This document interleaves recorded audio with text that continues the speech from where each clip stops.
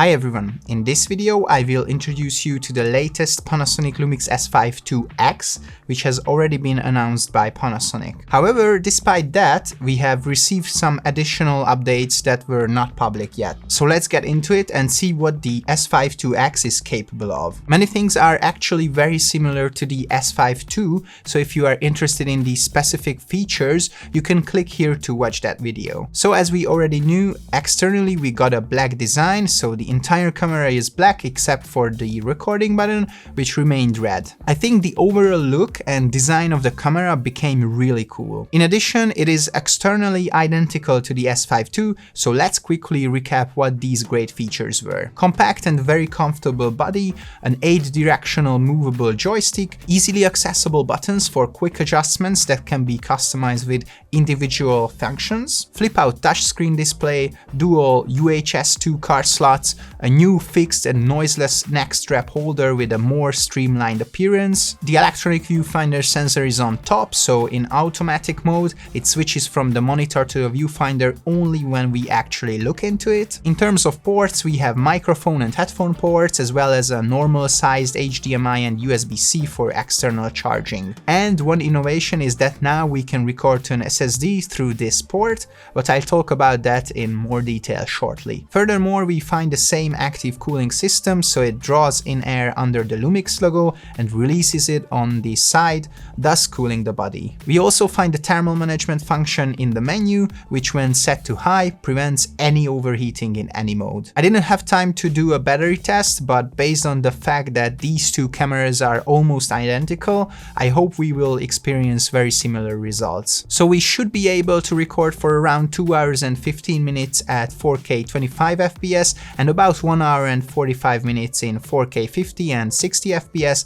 as well as in 6K modes. The battery used is the same BLK22 type as in previous models. In terms of autofocus, we also experience the same thing as with the S5II. The autofocus of the 24 megapixel 6K sensor works with face detection, so it's incredibly fast in both video and photo mode. In video mode, face and eye tracking work perfectly even during very fast movements, and it even detects my body when I turn away from the camera. So here as well, we can confidently rely on autofocus since it's extremely fast, accurate, and doesn't pulsate or have focus hunting. In photo mode, tracking and various autofocus functions work the same way. The camera's image stabilization is also incredible, just like the S5II. I found that they are completely identical in this aspect as well. Even if we only activate the sensor stabilization, we can capture very smooth footage. But if we also turn on electronic stabilization, then we can truly achieve shots that are close to using a gimbal. It's important to mention that when electronic stabilization is enabled, slight distortion can appear in the corners with wide-angle lenses, so if we want to eliminate that, it's worth leaving it off and stabilizing it in post-processing. But for those who don't want to deal with this separately and find it non-distracting,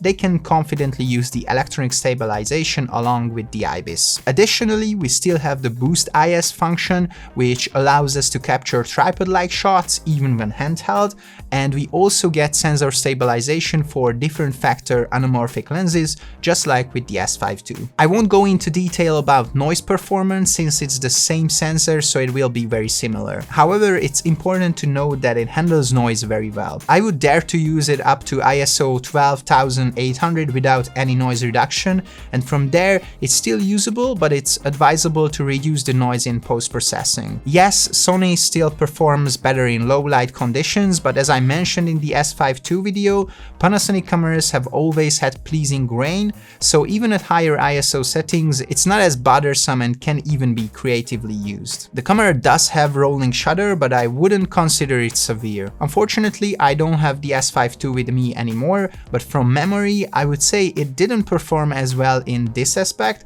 so there seems to be improvement here. However, I will also watch comparison videos to confirm this. In any case, even at 25 FPS it wasn't severe, and at 50 FPS it was significantly better, so unless you are constantly panning the camera, I don't think this will be a major issue. However, unfortunately the HDMI delay continues to be a problem. I tested it where it is clearly visible that there is already a delay on the camera's own display, and if we output this image via HDMI to another monitor, the delay becomes even larger, around 300 and 340 milliseconds, which can be easily noticed with the naked eye. Honestly, I wouldn't say that this is a critically significant issue, but it's true that this doesn't help with manual focusing or quick camera movements. However, if we turn off sound output in the HDMI rec output menu, we get significantly better results, where the delay reduces to around 180 milliseconds. When recording at 50 FPS or higher, this number can even decrease by about 40 or 50%, so we will encounter this problem less frequently at higher frame rates. Now let's talk about the high frame rates and the new features in the S5II X, which mainly manifest in the recording capabilities. The recording modes are the same as in the S5II: 6K OpenGate, UHD and Cinema 4K at 50 or 60 FPS, anamorphic recording in 3.3K at 50 or 60 FPS, as well as Full HD at up to 180 FPS. And of course, all these settings support 10-bit recording. However, the excitement lies in the compression options, because the S5II X is capable of recording not only in long GOP, but also in All-Intra and ProRes codecs, all internally without the need for any external recorder. The All-Intra compression is available only for Cinema 4K resolution or below, not in the 6K modes. However, we can easily record all these options onto fast SD cards. In ProRes, we can record in 422 and HQ quality up to Full HD at 50 FPS onto SD cards. Beyond that, we can use the previously mentioned SSD recording via USB-C, which unlocks all ProRes options for selection, allowing us to record in ProRes 422 at 1.1 gigabits per second data rate in 5.8K resolution, or in ProRes HQ at a massive 1.6 gigabits per second data rate at 25 FPS. Of course, these options are also available for smaller resolutions with lower data rates. For example, in Cinema 4K at 25 FPS, ProRes 422 has a data rate of 541 megabits per second, while ProRes HQ has a speed of 811 megabits per second. So SSD recording is here and works perfectly, and we can use it excellently even if we only want to record in MOV or MP4 formats. However, an important setting we need to enable in the menu is to set the USB SSD option to on so that we can use it, and we can also format our SSD separately in this menu. And if that wasn't enough, hold on tight, because the camera is capable of